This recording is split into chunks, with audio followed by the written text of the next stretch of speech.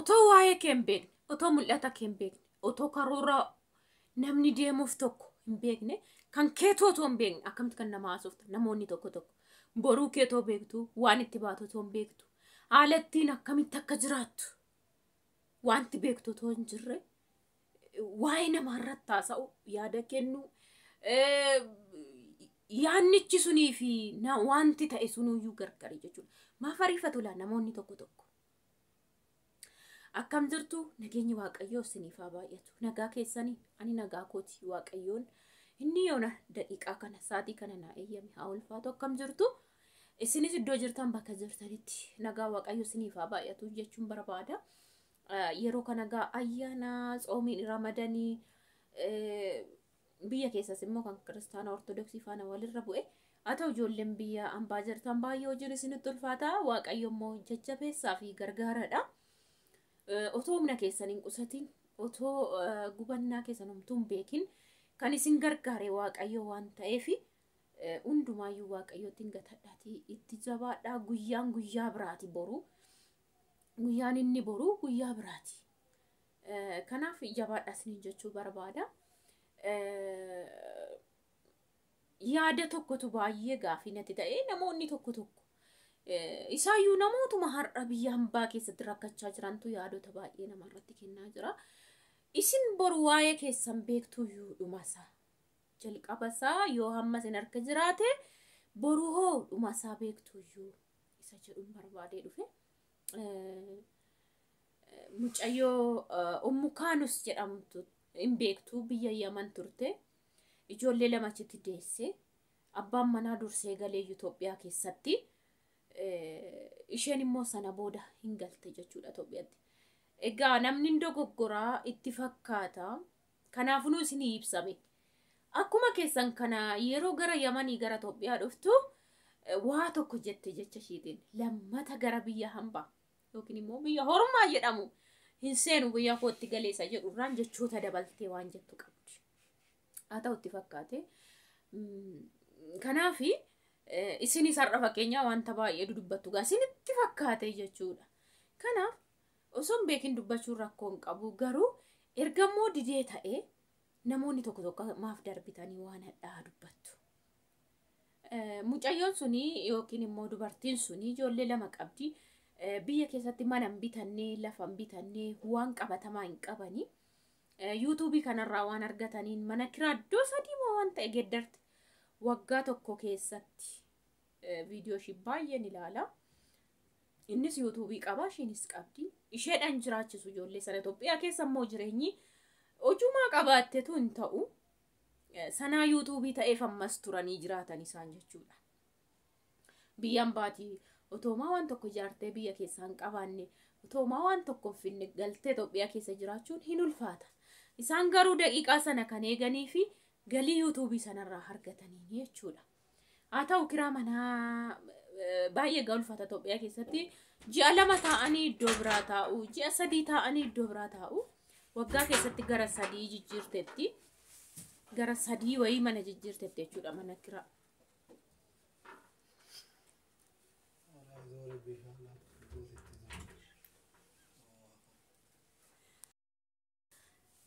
Kanaaf akkasitti taa'anii omaa siquu fi waa dideef yookiin immoo furmaata waan hin qabneef egaa namni tokko daa'ima ofii wayii gatee kan deemu yeroo waan itti baasu dhabu yeroo yaadu jechuudha.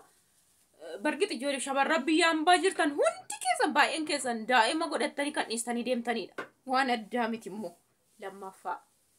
Haa ta'u ishiin biyya hambaas argite ijoollee faraas rakkattee waan ta'eef Itoophiyaa keessas teessee argite waan ta'eef amma immoo waa furuudhaaf waa hojjettee fiduudhaaf deemte jechuudha.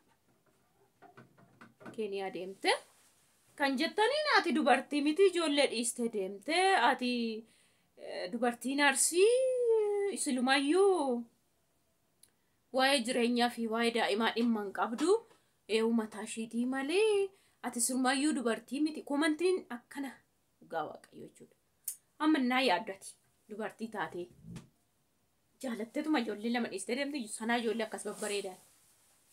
Yoo rakkatte zim jettee afaan bantee wajjin oolte maal fiddi meenatti Ijoolleen kun dhalatan guddachaa jiru. Umuriin ol lakkaa malee gadi miti mitire.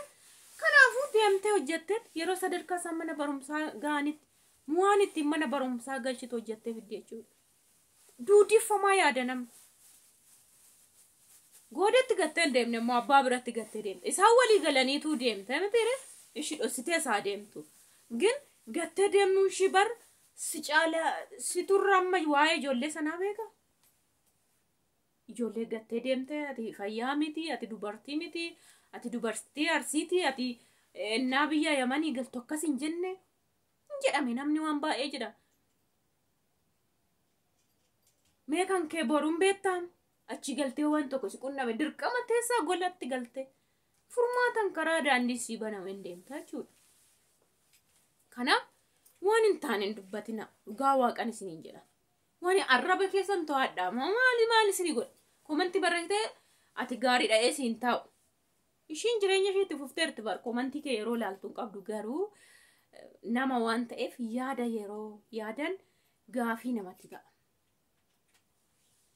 Tasan deenye goodetti hin deenye. Kabaja waan ijoollee sana lamaan godhatte miti garuu dide jireenya. Mana namaa akka kiraa iddoo meeqatti darbite argaa jirtu viidiyoo raabdee poostii gootii gisee hundumaa gaafii maal qabu deemanii hojjetan immoo maal rakkoo qabu ijoollee lama qabdi abdii qabdi guddisuudhaaf bakka surmaa dirqama isaatii kana deemte hojjechuun dirqama ijoollee faana gootu ta'uu qabdi maal fiddiif biyya keessatti ijoolleen kun saamunaa hin qabne taanaan waan nyaattu hin qabdu taanaan.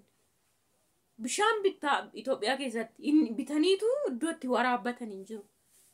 Boruun baroo ishiin har'a deemte akkuma ammoo viidiyoo irraa hojjette boru isaa tikkeetti hojjette ijoollee waan tokko hojjette mulumaa fudhachuu dandeessi.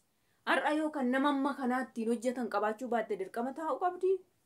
Ofii keessaa baate daandii banuu qabdi jechuudha. Kanaaf jechuun namoota tokko dhugaa waaqa jireenya namaa keessa akkaman dibilliqeedhamu. Sanammoo jechoota dhaabaasa.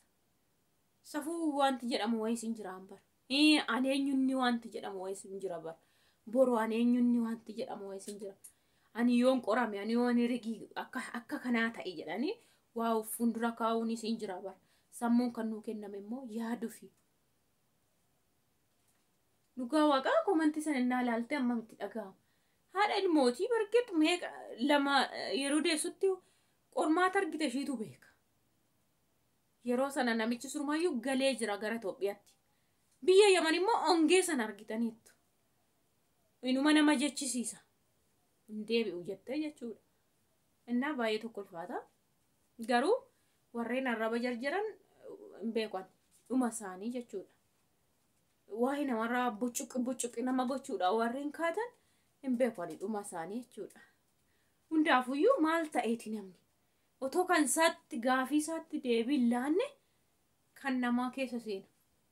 Otoo waa'ee isaan beekne waa'ee namaa dursa. Otoo kallattii balbala isaan beekne waa'ee cufachuu balbala namaaf saaquu balbala namaa sa'a. Otoo bifa ofii maal akka fakkaatuuf hin ilaalle kan namaa irratti haasa'uu deema jechuudha.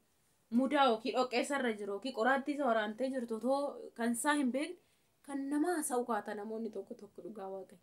Inni dinqa garuu dhugaa waaqa qallaaliin andiku. Innaa namoonni tokko tarii yaadota na argattan gaba akka gochuu danda'anitti otoo arraba ofii to'atanii. Waaqa jalatti arraba ofii to'achuu wayya.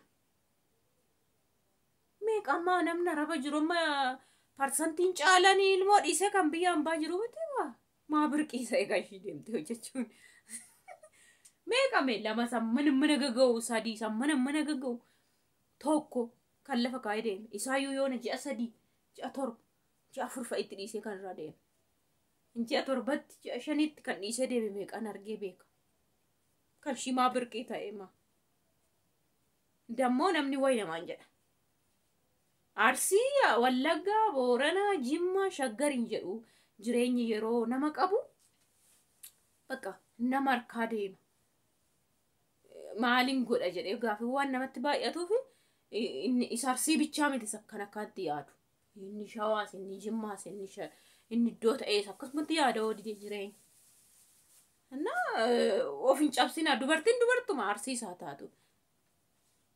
Yookiin immoo dubartiin ilmoo godhatte tokkuma garaan tokkuma dhugaa waaqayyo tokkuma akkuma ishiin tokko dagaa nyaatte fiddetti ishiin kunis fidde maal ishiin sammuudhaan gadi buuftee moo eessaan tokkuma hin beetti miidhaasaa dhiiftee waan deemteefis beetti garuu lammatan nama madeessu namoonni tokko dhugaa bismaa hin beekon hundaafuu waaqayyoon sammuu nuuf asirreessu.